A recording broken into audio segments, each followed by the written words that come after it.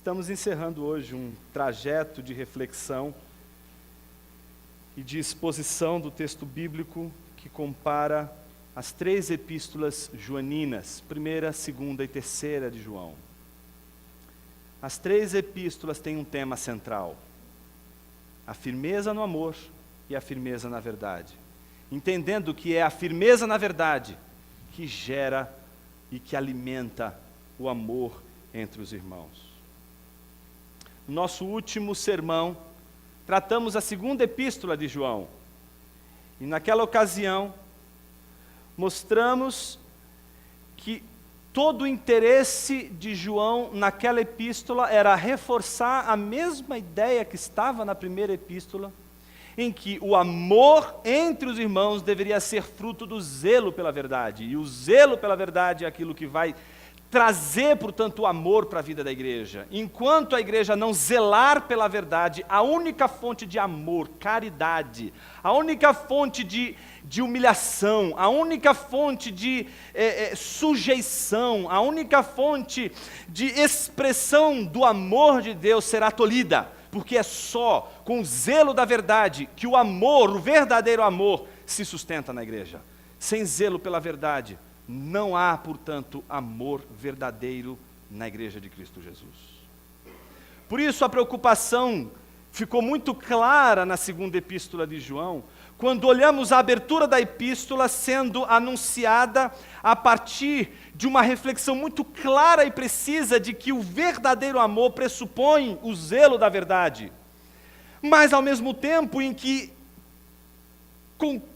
de alguma forma convoca aquela igreja que é chamada de a Senhora Eleita, no contexto daquela epístola e da mensagem daquela epístola, zelar pela verdade. Ao mesmo tempo, o apóstolo faz questão de, na qualidade também de presbítero daquela igreja, de convocar aquela igreja ao amor. E aí que gera o contrassenso, porque depois de falar tanto sobre o amor, lembrem, ele menciona alguns missionários alternativos. Não é? Na verdade eram falsos mestres que, como missionários, saíam de casa em casa procurando a acolhida dos membros das determinadas igrejas que eles buscavam ensinar os falsos ensinos.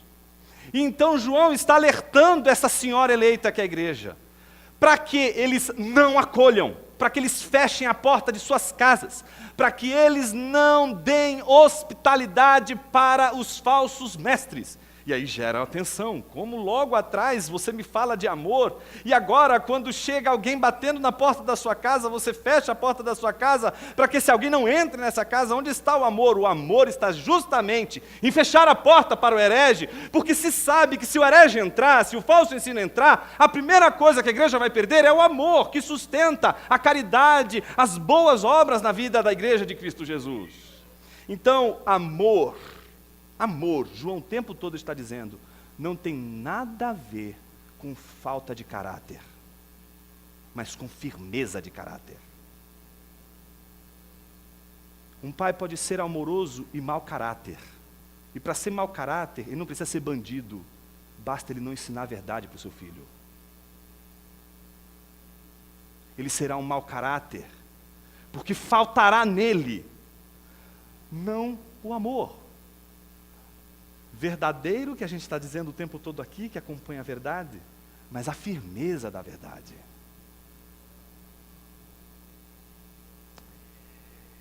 Na 3ª epístola parece que o movimento vai ser contrário. E ela surpreende, porque o tema da hospitalidade vai permanecer. E algumas coisas precisam ser ditas antes da gente entrar em todo esse movimento, não é, que João vai apresentar. Não é? É como se a 3ª epístola fosse uma instrução positiva que visa completar aquela instrução mais negativa deixada no final da carta de 2ª João, quando ele diz, feche a porta para os falsos mestres. A estrutura da 3ª epístola de João, que vai dar continuidade a essa reflexão que ora acabei de apresentar a vocês de uma maneira muito breve, que foi apresentada de uma maneira mais estendida no nosso último sermão, a gente poderia dividir em 3 partes. Mais uma vez aí o nosso irmão Batista entrando em ação. Está dando certo, o time que está indo bem, não mexe. Vamos dividir em 3 partes, mas essas 3 partes não é porque se trata de um sermão batista, mas porque o texto está estruturado em 3 partes, em 3 testemunhos. 3 testemunhos. Basicamente, o que a gente vê do versículo 2 ao versículo 8 é João se dirigindo ao amado, o amado é Gaio, para testemunhar o exemplo de Gaio. Do versículo 9 ao versículo 10, João continua se referindo ao amado, que é Gaio, mas não mais para testemunhar sobre Gaio, mas para testemunhar o contra-exemplo de Diótrefes. E ele vai encerrar, dirigindo-se pela 3ª vez ao amado, que é Gaio, mas agora não mais testemunhando nem sobre o próprio Gaio, nem sobre Diótrefes, mas testemunhando Demétrio, como o exemplo, o testemunho que deve ser seguido pelos cristãos daquela igreja representada por Gaio. Isso está nos versículos 11 e 12. Como toda epístola, ela tem uma introdução e tem uma conclusão. A introdução da epístola é muito interessante, porque ela, como qualquer epístola, apresenta ali o autor da epístola, que é, no caso, João, que sabe que Gaio vai reconhecê-lo, obviamente, pela apresentação dele mesmo como presbítero. Mas é interessante como ele se refere a Gaio, em primeiro lugar como amado. E ele diz o porquê ele é amado. Perceberam isso? Versículo 1. O presbítero ao amado Gaio, a quem amo. Por quê? Qual a causa desse amor? Porque Gaio possui elementos da sua vida que são semelhantes. Porque Gaio tem certa afinidade com os pensamentos de João. Porque eles gostam das mesmas coisas. Porque eles cresceram juntos. Porque eles têm uma mesma cosmovisão, uma visão de mundo semelhante. Eles concordam em tudo. Não. Não é uma questão de afinidade, não é uma questão de identificação. Muito provavelmente Gaio era muito jovenzinho, principalmente quando a gente tenta descobrir quem é esse Gaio. E Gaio aqui, meus irmãos, é que nem José. Até você descobrir que José que é a mesma coisa que Gaio que é. Porque em Atos, o que tem de Gaio não é brincadeira. Mas tem um Gaio importantíssimo, que é aquele que acompanhou Paulo na 3ª viagem, que é chamado Gaio de Derbe, que muito provavelmente foi ordenado por João como pastor da igreja de Pérgamo, uma das igrejas que ficam ali na Ásia proconsular, nas proximidades de Éfeso, Tiatira, e todas aquelas igrejas que constituem aquilo que se convencionou chamar de Ásia Menor. Então este Gaio, muito possivelmente, ainda mais se for este Gaio, o Gaio que acompanhava Paulo na 3ª viagem missionária, era muito mais jovem que João. Portanto, o amor de João por Gaio não é um amor de alguém que pode ser equiparado pelas questões de afinidade, experiência de vida, não é pautado por naturezas terrenas. O amor pelo qual João nutre acerca de Gaio é exatamente a verdade. Minha pergunta para você é: por que você é membro de uma igreja local? Se você me disser qualquer outro motivo que não seja a verdade e o amor, a tua membresia está sob júdice.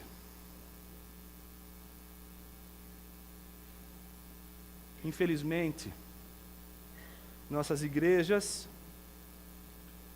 constituíram membros podres de mimados. Sabe o que é uma pessoa podre de mimada? Já ouviu falar essa expressão, podre de mimado? O que é uma pessoa podre de mimada? É uma pessoa que, se as coisas não são do jeitinho dela, Pronto. Ah, não gostei. Não gostei. Não gostei daquela pessoa. Não gostei. Essa pessoa aí é muito bruta, muito grossa. Ou, não, essa pessoa é inculta. Essa pessoa, sei lá, precisa caminhar um pouquinho mais para conversar comigo. Esse olhar que você estabelece para a comunidade, estabelecendo, normatizando algum motivo que possa explicar a sua, ou dar a razão do porquê você tem que estar numa igreja. Criamos membros podres e mimados, porque se eles não estão satisfeitos com aquilo que a igreja tem para oferecer, eles vão embora. Não é? Se não tem conforto, se não tem uma estrutura mínima, simplesmente é melhor ir embora. Não se procura mais igreja por causa daquilo que é a igreja. Igreja não é estrutura, igreja são pessoas. Quando você procura uma igreja, você não está procurando uma estrutura, está? Porque se você está procurando uma estrutura, você está procurando algo muito diferente de uma igreja. Porque igreja não é a estrutura. A igreja são as pessoas. A estrutura apoia uma igreja, mas ela não é a igreja. É como sua casa. A sua família não é o teto que você mora. A sua família é você, sua esposa, seus filhos. São pessoas. Somos podres e mimados porque queremos uma igreja à nossa imagem e semelhança, porque não estamos comprometidos mais com a verdade, pelo menos a verdade de Cristo Jesus, mas a nossa verdade, aquilo que consideramos ser a nossa verdade. João abre a epístola dizendo que o amor dele por Gaio não é por absolutamente nenhuma razão de afinidade, é pela verdade. E aí, depois de apresentar isso, a gente descobre, principalmente quando a gente compara o primeiro versículo com os 3 últimos, a razão de tudo isso. Não é? Quando você vai lá para o versículo 13, ele parece reproduzir o mesmo desfecho da segunda epístola, lembram? Olha só, eu tinha muitas coisas para te dizer, a mesma coisa ele disse para a senhora eleita, não é isso? Muitas coisas eu tinha para te dizer, mas não quero fazer isso com tinta e pena. E aí o que ele quer fazer? Quero falar, eu quero te ver face a face. Não adianta mandar um zap ali com aquela mãozinha desgramenta. É preciso encontrar a pessoa, eu quero tocar em você, eu quero orar por você. Quero olhar no teu olho. As pessoas querem fazer igreja sem comprometer-se com pessoas. Só um animal quer viver assim, mediado por, né? Porque não consegue lidar com pessoas. Igreja não pode ser reduzida a mediações eletrônicas. Senão a gente poderia fazer sermões eletrônicos, cultos eletrônicos. Hoje a gente tem possibilidade de fazer isso, e tem louco para tudo isso, para atender a todos os mimos mais incríveis, né, e nanoteológicos que a gente encontra no nosso universo hoje, né, extremamente contemporâneo. Mas o que me chama a atenção é o quanto João está preocupado não somente em ensinar algo, ele quer olhar, ele quer proximidade.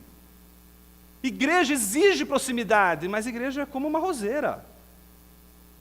As rosas não se abraçam sem espinhos.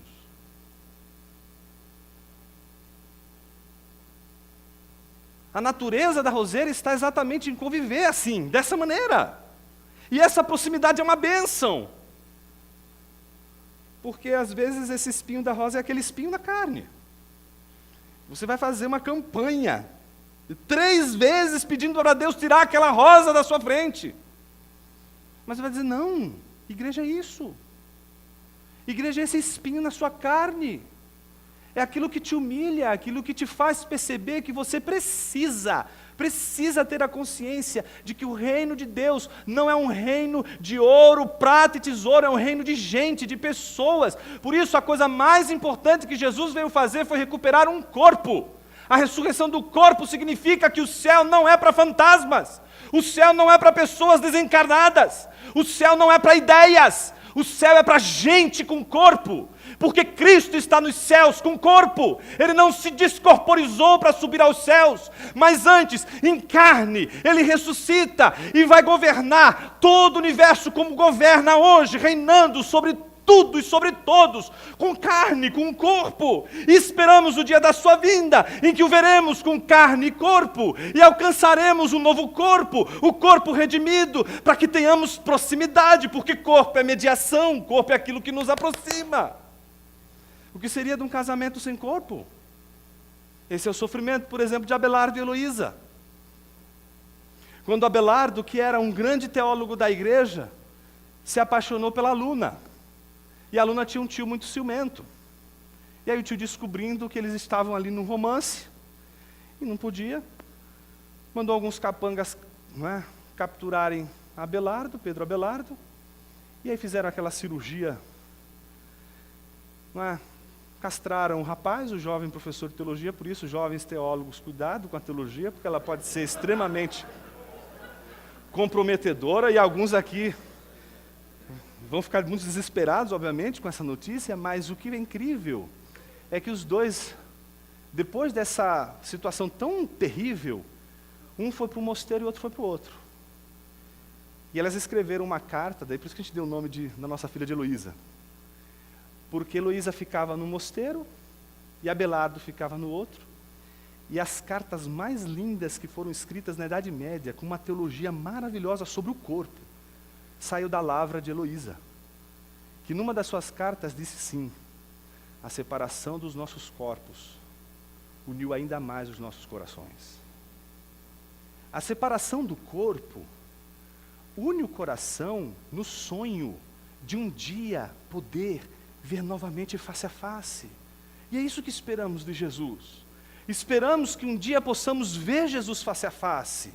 E sonhamos que a nossa separação, que aguarda a vinda de Jesus, seja um dia resolvida, quando nós, com o nosso corpo ressurreto e redimido, podermos enxergar e vê-lo face a face, porque essa é a verdade da fé cristã, é a esperança da fé cristã, é aquilo que alimenta a nossa esperança e que faz com que um monte de gente tão diferente se reúna ao redor do mundo para cultuar esse Jesus e todos os domingos confessarem a sua esperança de que um dia a nossa história se concluirá, e se concluirá quando exatamente este povo, que é o povo santo, de todas as eras e de todas as épocas, estiverem reunidos para a boda do Cordeiro. Isso é a verdade da fé cristã, isso é o que se espera de uma igreja. Por isso a igreja é ensaio para o céu.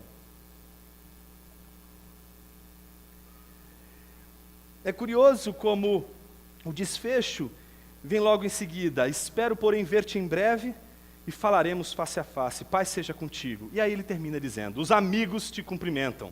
Cumprimenta os amigos daí, um a um. Quem são esses amigos? Não são apenas os membros da igreja local. Quando ele usa a palavra amigo, ele não está se referindo ao membro de uma igreja local, mas ele está se referindo aos membros do reino de Deus. O reino de Deus é feito de amigos, de gente que vai se unir por causa da verdade do Evangelho e não por causa das suas preferências pessoais. É uma amizade que não se desenvolve pela mera questão da afinidade, mas é fruto de um milagre.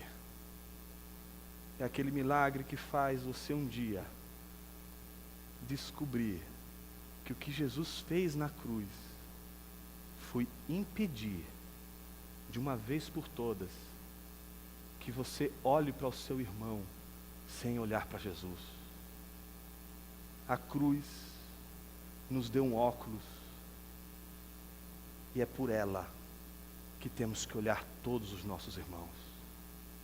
Porque afinal de contas, o que Jesus fez não foi determinar apenas a visão dos homens, Ele determinou também a visão do Pai, porque o Pai jamais vai enxergar você sem olhar através de Jesus. O Evangelho é um olhar mediado por Jesus e sua obra o tempo todo. Então, quando a gente fala do reino de Deus, desse reino que reúne pessoas que se amam, e se amam não por causa de afinidades, não porque você olha para a pessoa, mas porque você olha para a pessoa através de Jesus, você olha através da única verdade que nos interessa e que nos une, que é a verdade chamada Jesus.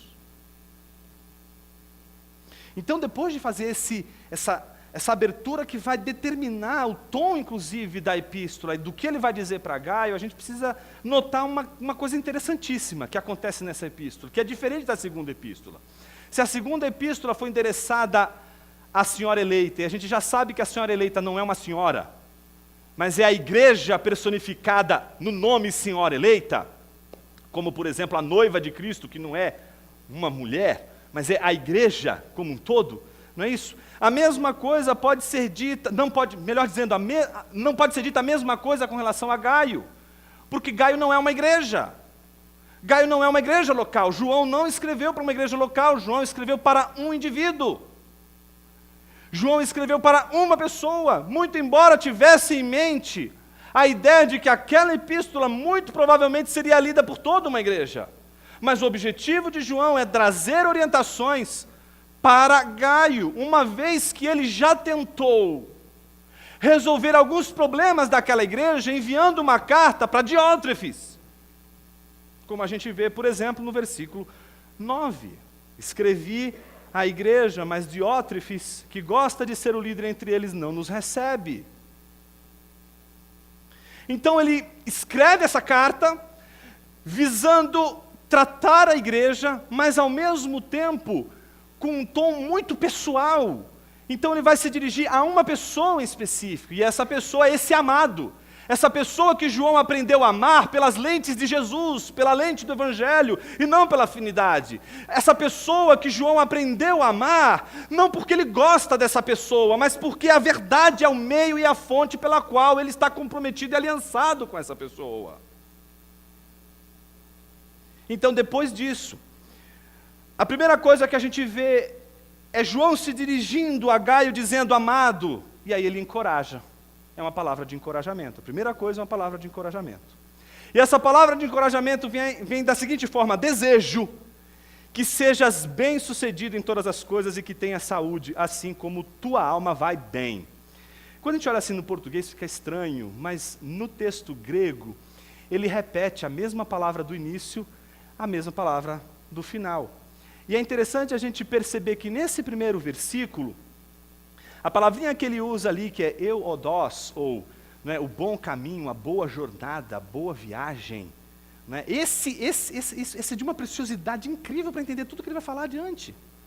Porque esse euodós significa exatamente aquele que trilha um caminho, aquele que anda por um caminho, mas não é qualquer caminho, é aquele que trilha o bom caminho, é aquele que trilha o caminho correto.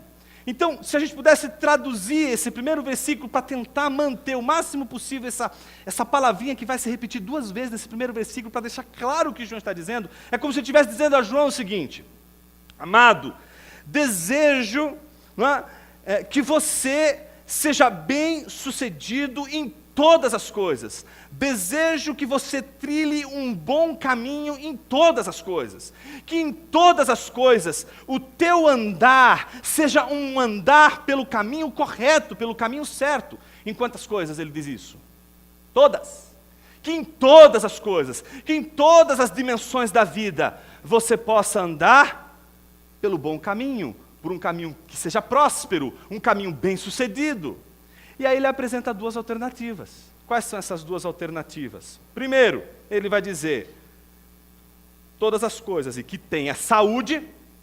Por um lado, uma dimensão material desse bom caminho, que nesse bom caminho que você vai trilhar, você possa entender que na dimensão da sua saúde você possa, com o seu corpo físico, que é uma coisa que o gnóstico talvez não se preocupasse tanto assim, mas que você se preocupe com o seu corpo, se preocupe em manter um corpo saudável, cuide de sua saúde, trilhe bons caminhos para que a sua saúde seja preservada, dimensão material.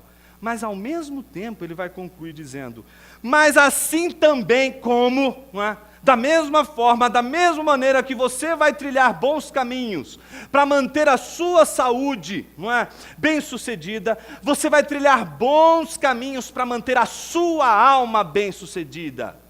Não é só o seu corpo, a sua saúde física, a sua integridade física que deve ser objeto de seu cuidado em toda a sua jornada de vida, mas a sua alma, a sua interioridade, a sua espiritualidade, ela precisa ser trilhada por um bom caminho, um caminho em que você possa ser bem-sucedido espiritualmente.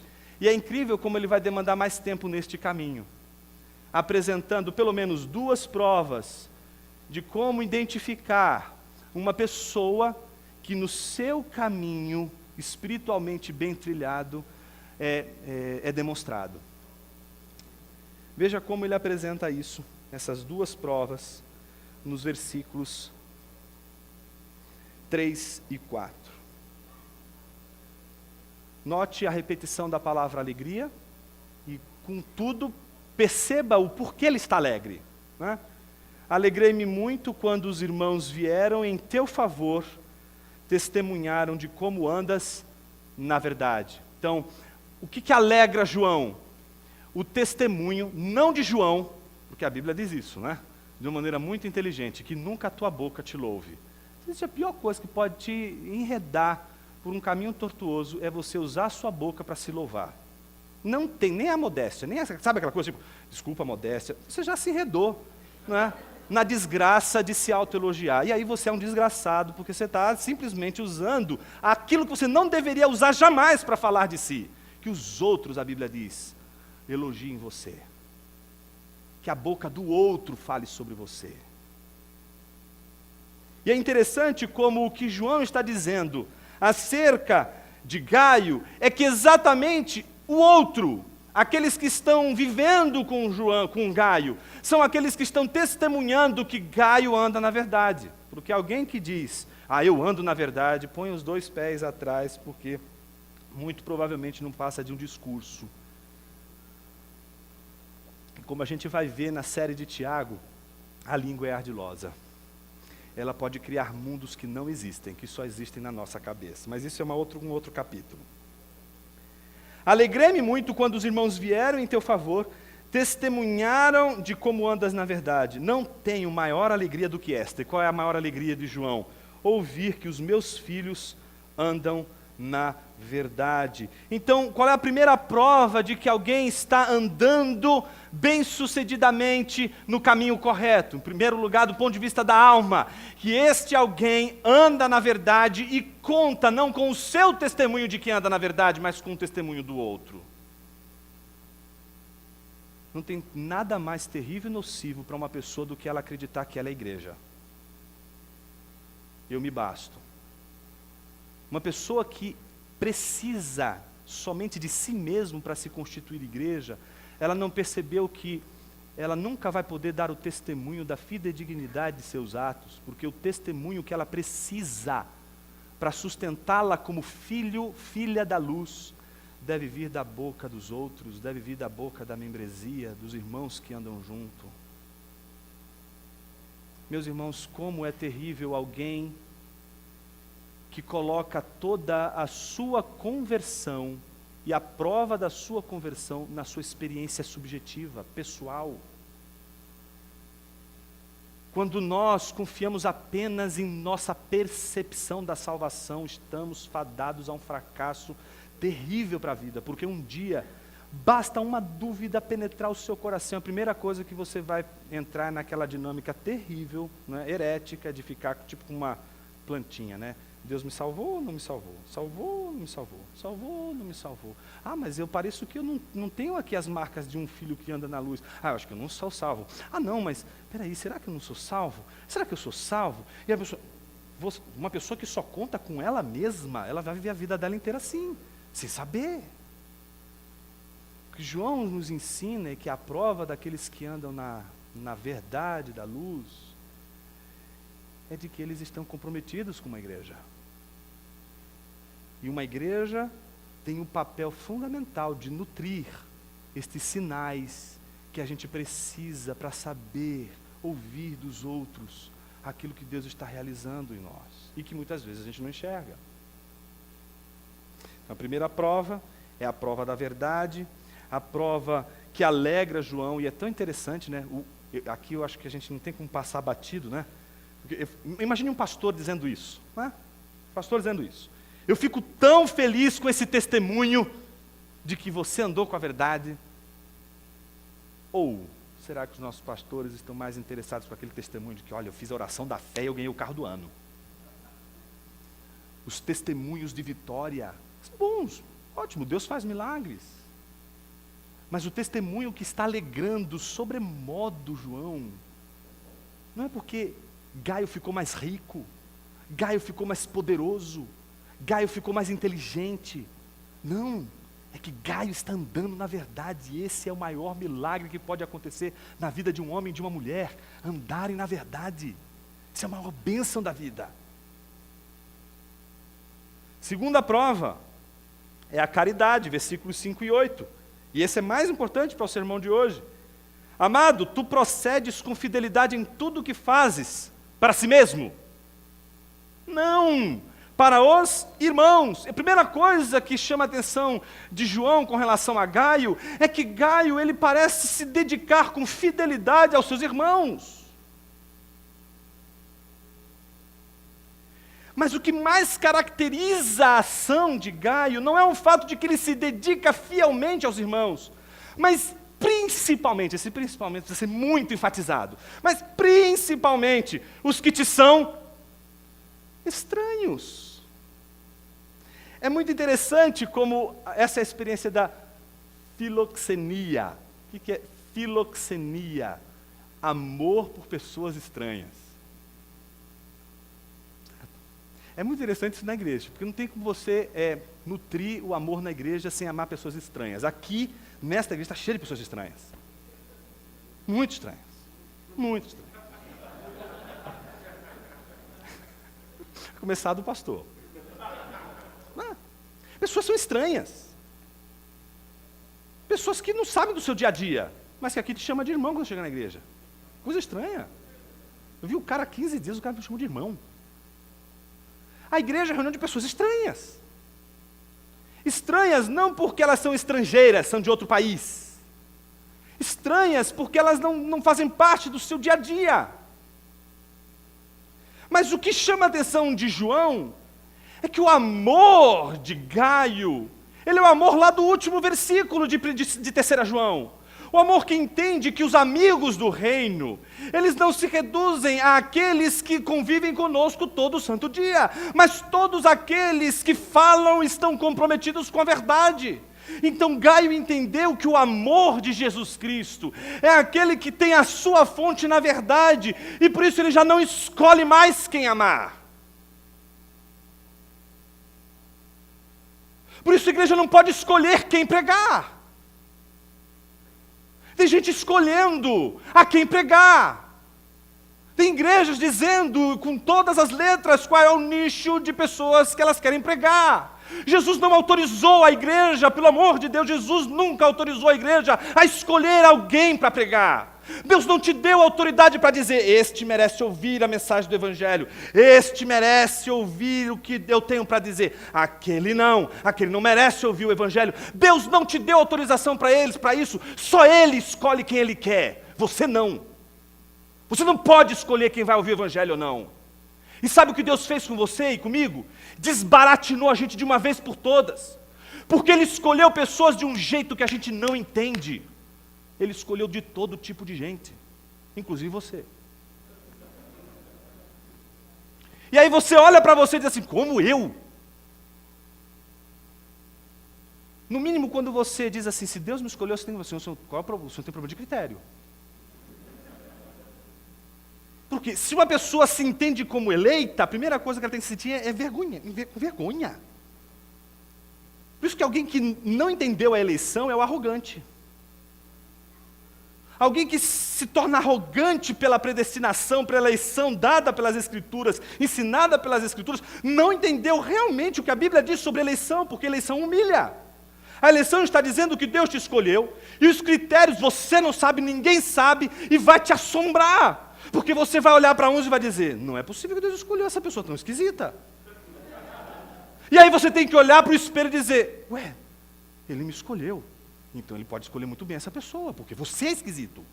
Você não sabe disso. E eu estou aqui para te dizer isso.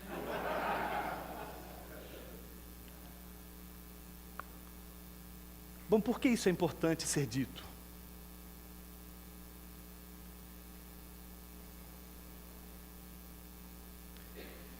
Porque a prova de que Gaio está andando na verdade é que ele não olha mais as pessoas pelo critério da afinidade, mas pelo critério da verdade. E aí acontece em 3 João o contrário do que aconteceu em 2 João. Porque Gaio recebe um monte de missionários, os missionários que são mestres da verdade, mas são estranhos. Não fazem parte daquela igreja local. São estranhos.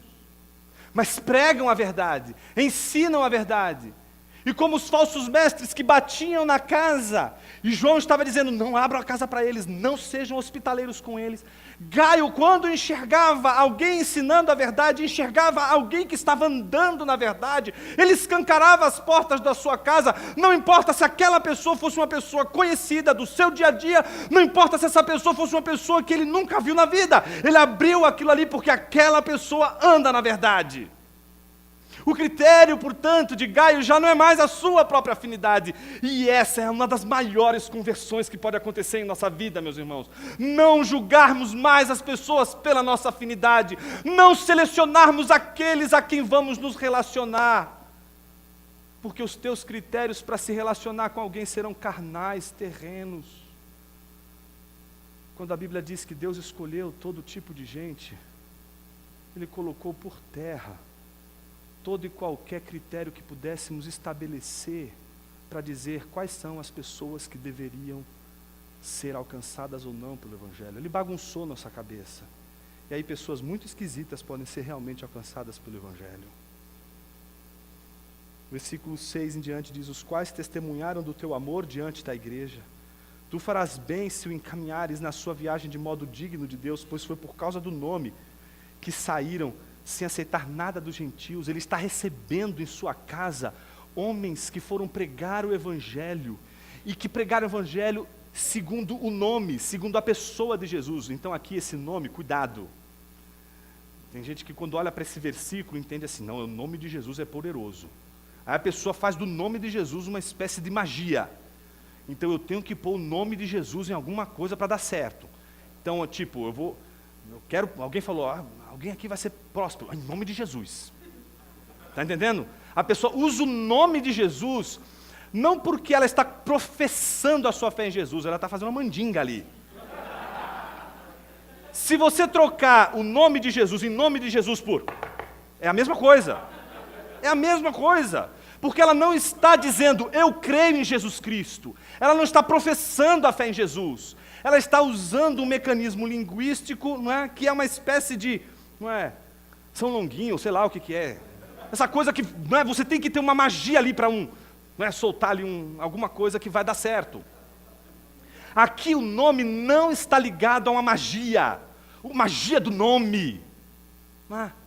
Aqui está ligado à pessoa, o nome é a pessoa de Jesus, é um uso perifrástico, é o uso de uma palavra que está se referindo à pessoa de Jesus e não ao nome de Jesus propriamente dito. Então eles estavam pregando em nome de Jesus, e o mais importante, gente, eles estavam pregando para os gentios, e eles não exigiram nenhuma ajuda financeira dos gentios em nada. Eles estavam se doando, se gastando para a pregação do Evangelho, para o ensino do Evangelho. Precisavam de amparo, precisavam de acolhimento, eram homens de verdade. E então o que Gaio fazia? Acolhia eles. Então João, vendo que as pessoas testemunhavam esse amor de Gaio, que era um amor baseado na verdade, não na afinidade, ele apresenta elementos ali da vida de Gaio. Segundo momento, João faz questão de, ainda falando para Gaio, mostrar um contra-exemplo. E o contra-exemplo é, às vezes eu penso em falar de Diótrefes, né? Mas é o Diótrefes. Por quê? Escrevi a igreja, mas Diótrefes. E é interessante porque Idiótrefes, que é a brincadeira com idiota, o idiota é de ídios, aquele que é fechado em si mesmo. O idiota é aquele que na esfera pública nunca dialoga. Ele se preocupa apenas em falar o que ele pensa e ir embora. As pessoas têm que entender e aceitar o que eu penso. Um idiota é assim. O idiota é aquele cara que só consegue ouvir o que ele fala. Né? Então eu vou terminar de falar logo o que eu tenho que falar para não correr o risco. Porque o que é interessante em tudo o que a gente está vendo aqui é que Diótrefes, ele tem exatamente esse comportamento de um idiota. Olha só o que acontece. Diótrefes, e aí João não é nada delicado na crítica dele, né? Ele é bem direto, que gosta de ser o líder entre eles. Nossa tradução aqui, ela foi um pouquinho, eu diria assim, foi mais assim carinhosa com ele, não é? Aqui é um eufemista, né? O que João está dizendo é que ele queria aparecer. Ele queria aparecer diante dos outros. Ele não é alguém que suportava a igualdade. Não é? Nada mais terrível para o idiota do que não ter o holofote voltado para ele mesmo. Então, a idiotice dentro da igreja é fruto dessa necessidade que a gente tem de ser percebido pelos homens. Essa necessidade infantil de você ver saber que as pessoas estão notando você. Jesus um dia disse para os seus discípulos, pessoas que não eram notadas, não eram notáveis.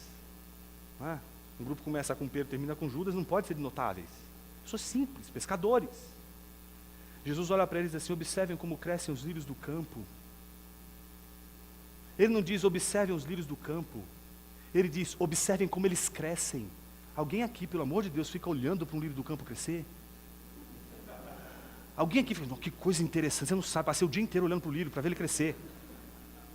O lírio é uma planta muito simples, é uma planta corriqueira, e Jesus está pedindo para eles, observem os lírios do campo, coisa corriqueira, coisa que todo mundo vê todo dia, ninguém dá atenção. Dizendo, para o que vocês estão fazendo aí, e observem como eles crescem. Eles não ficam ali olhando o lírio do campo crescer. Quando uma professora de ciências vai ensinar para o seu aluno crescimento de seres vivos, vai ensinar o tal do feijãozinho, lembra? O feijãozinho com algodão? Então anota lá como que cresce ali o ser vivo ali, né? A plantinha. Como é que ela cresce, aquela plantinha? Como é que cresce? Ele fica ali olhando? Não, a professora não ia ser idiota. Ela ia dizer o que para o menino? Ela ia dizer o seguinte, olha, no dia seguinte, não é isso, Marcão? No dia seguinte você vai lá, anota o que você viu ali. Anota o que você viu. Alguém aqui já fez a experiência do feijãozinho com algodão? Obrigado, eu não estou sozinho nessa. Então a professora dizia, no dia seguinte você vai lá e anota o que aconteceu e traz aqui toda a sequência do que aconteceu. Porque ninguém tem a capacidade de ver a plantinha crescer. Você não tem essa capacidade. Quando você vê, já cresceu. É como o filho da gente. Não é? A gente não vê os filhos crescendo. Eu não vejo a Heloísa crescer. Quando eu vejo, ela já está lá, uma moça. E me dando um problemão. Eu olho para o Henrique, um dia desse estava no meu colo. Está aí grande, mas eu não vejo ele crescendo. Quando eu percebo, ele já cresceu. Sabe o que Jesus está dizendo para os discípulos? Por que vocês estão querendo que os homens percebam que eles jamais vão perceber? Deus não deu a homem nenhum a capacidade de perceber pessoas crescendo. Deus só deu aos homens a capacidade de perceber pessoas quando elas já cresceram. Mas por que você quer que as pessoas saibam que você está crescendo? Você não precisa fazer isso. Porque o único que sabe quem cresce e consegue perceber o lírio crescendo, já está percebendo. Já está vendo você crescer.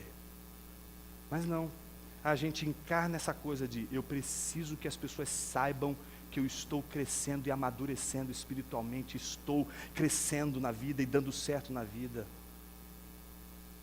Você não precisa ser pautado pelos homens, meus irmãos. Nós não precisamos ser pautados pelos homens. Só Deus tem autoridade para pautar a nossa agenda de vida. Só Ele tem autoridade para isso. Porque só Ele consegue enxergar a obra que Ele, só Ele está fazendo em você, e que ninguém consegue enxergar. Mas você nunca vai ver um lírio do campo, num arranha-céu ou num edifício ali da Paulista, um semblante caído, dizendo: ó vida, ó céus, a minha igreja não olha para mim, não olha para o que eu estou fazendo, não vê os meus dons e talentos, não vale a pena viver. E pula de um prédio. O lírio do campo é o maior ensino para a nossa vida, porque o lírio do campo está dizendo para mim e para você uma só coisa: perdoe os homens, porque você não pode cobrar deles o que eles não têm condição para dar. Não cobre de alguém a percepção do teu crescimento, porque este alguém não foi feito para perceber. Ajudei aí alguns maridos e mulheres.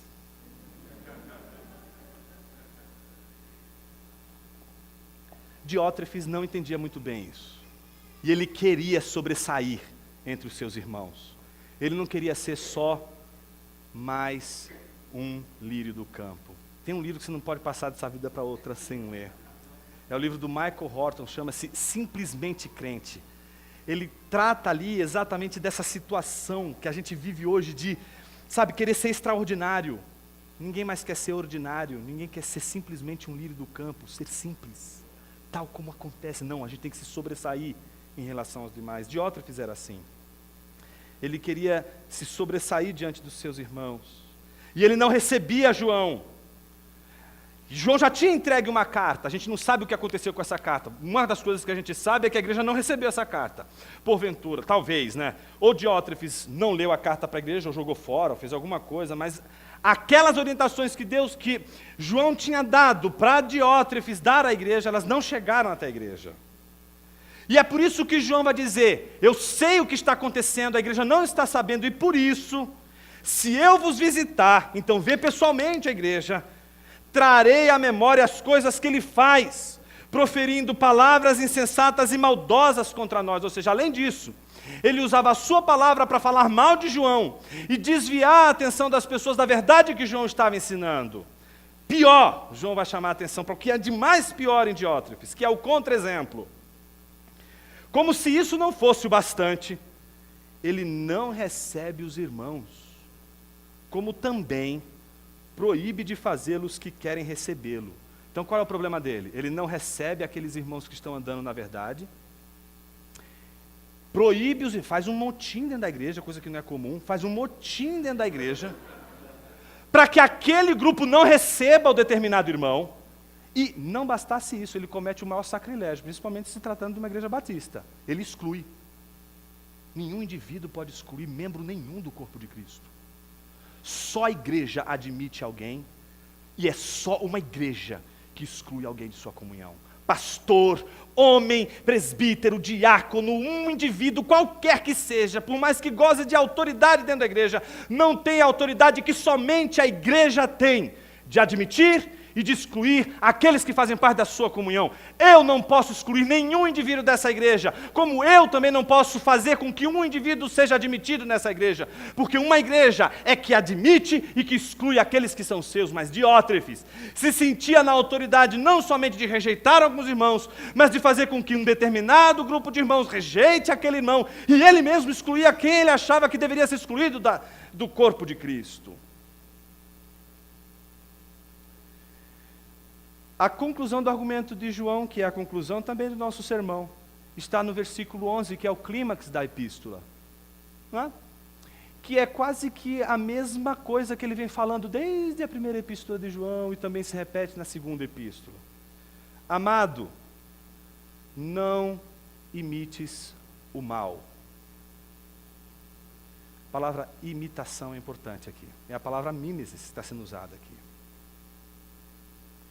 Não existe igreja sem imitação. Não existe educação sem imitação. O sofrimento que a gente tem hoje na liderança, não só de nossas igrejas, mas dos líderes no mundo que a gente vive hoje, é a ausência de exemplo a ser imitado. Quando numa cultura os homens deveriam ser exemplo, se fogem da obrigação, e aí reproduzem o contra-exemplo de Adão, e fogem da sua responsabilidade de ser exemplo, de ser padrão, a sociedade vai procurar outros exemplos. E ela não vai procurar o bom exemplo, ela vai encontrar diante dela o contra-exemplo. É Diótrefes que está ali, servindo de exemplo para aqueles irmãos. E aquele pensamento de Diótrefes está reproduzindo e sendo reproduzido entre os irmãos da igreja. Por isso, antes de concluir o seu argumento, o que João faz com Gaio é dizer para ele: amado, não imite Diótrefes, não imite o mal, mas sim o bem. Então, João está preocupado com Gaio, para que Gaio não olhe para Diótrefes como um exemplo. Provavelmente, talvez essa seja a maior preocupação de João. Que no meio do caminho Gaio se sinta desencorajado a continuar vivendo como ele está vivendo, por causa do exemplo de Diótrefes, que é um líder da igreja e que está liderando a igreja e dando este exemplo para a igreja. Quem faz o bem é de Deus, mas quem faz o mal, veja, ele não diz não é de Deus, mas ele diz não viu a Deus. E aí apresenta o exemplo que Gaio deve seguir. Ele fala de Demétrio. Ele diz, mas quanto a Demétrio, todos dão testemunho dele. O que aconteceu aí? A igreja deu testemunho, não foi Demétrio que disse, olha, eu sou uma pessoa muito boa, eu sou um bom cristão, eu sou uma pessoa correta. Está tudo errado. É o outro, é a igreja que atesta isso, é a igreja que endossa a sua conversão. Você precisa saber que uma igreja, um grupo de pessoas, o corpo de Cristo está endossando que você é um filho de Deus, que anda na verdade. A gente precisa desse endosso. Não pode só vir de nós, tem que vir de um corpo de pessoas que testemunham acerca de Diótrefe. Mas o que ele diz que é uma tríplice, né? Um tríplice testemunho. Vem dos outros, todos dão testemunho, né, dele. E mesmo que eles não dessem testemunho, olha que coisa interessantíssima, a verdade dá testemunho sobre ele. Cara bom.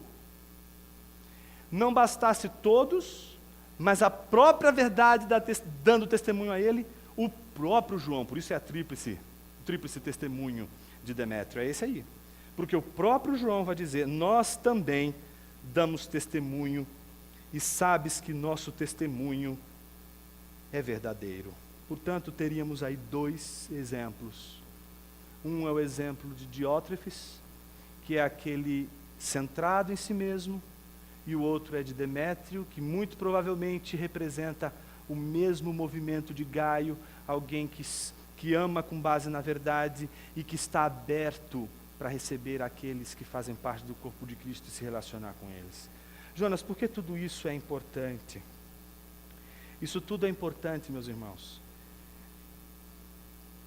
para que a gente entenda, em primeiro lugar, que a igreja não é um lugar em que a gente vai procurar alguma coisa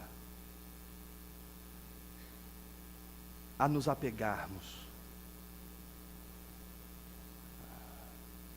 A igreja não é um agente que vai te dar mimos. A igreja, ela vai criar desconforto. O desconforto criativo, o desconforto que amadurece um homem e uma mulher, o desconforto que faz a gente perceber que a gente pode apostar tudo numa ficha errada, de que o plano mais incrível de Deus passa pelo reconhecimento de que não somos capazes de nos fazermos felizes. Precisamos de Deus. Precisamos da igreja. Sem Deus e sem a igreja, não teremos felicidade. Eu não diria para você que a igreja salva, mas eu diria com todas as letras para você, que sem a igreja não há salvação. Não há como você expressar e experimentar a verdadeira obra salvadora de Cristo Jesus, se não for pela mediação que Deus concedeu pela autoridade que a igreja exerce de representar o reino de Deus no mundo. Óbvio que não é a igreja que verteu sangue na cruz. Óbvio que não é a igreja que te salva, no sentido de ser ela a agente da redenção, mas ela é o instrumento de Deus que carrega os salvos até o último momento de suas vidas na terra. Um dia, não sei se alguém está certo ou não, mas Tomás de Aquino faz isso no comentário que ele fez de 1 Tessalonicenses. Ele comparou a igreja à Arca de Noé, né? A Arca de Noé, como vocês bem sabem, é uma arca cheia de animais. E animais defecam, a arca é fedida, a arca é horrorosa, mas é melhor estar dentro dessa arca cheia de animais do que perecer fora dela. Essa igreja, de fato, não é uma denominação, não é uma instituição. Esta igreja é a igreja local. É a igreja que você enxerga com os olhos, não a igreja que você concebe pela mente, mas aquela igreja que você reconhece o nome e o rosto das pessoas.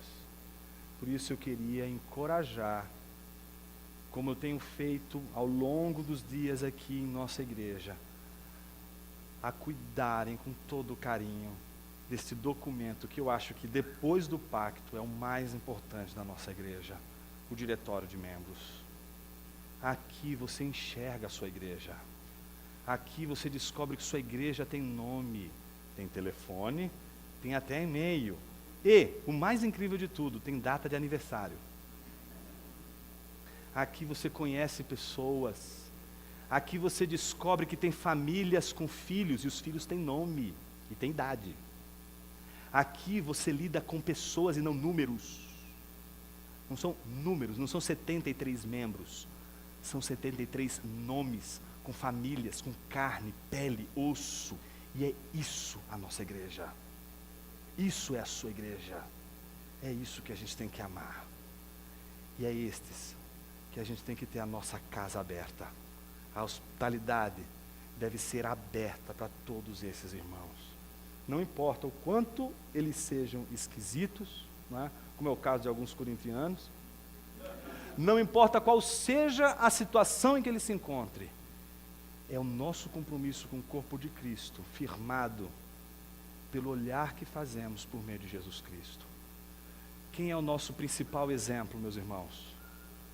Teríamos Demétrio, teríamos o próprio Gaio, teríamos o próprio João, mas nenhum desses três ficariam em pé diante da obra maravilhosa que Jesus fez, porque é Jesus o nosso maior exemplo.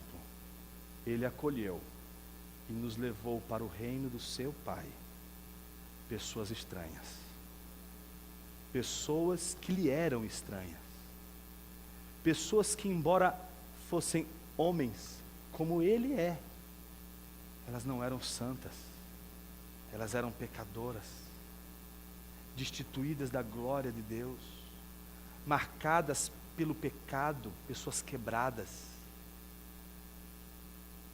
Mas ele olhou para essas pessoas estranhas à sua santidade e conduziu essas pessoas ao reino de Deus. Ele nos transportou do império das trevas e nos plantou no reino, o reino do Filho, o reino que Paulo diz ser o reino do amor.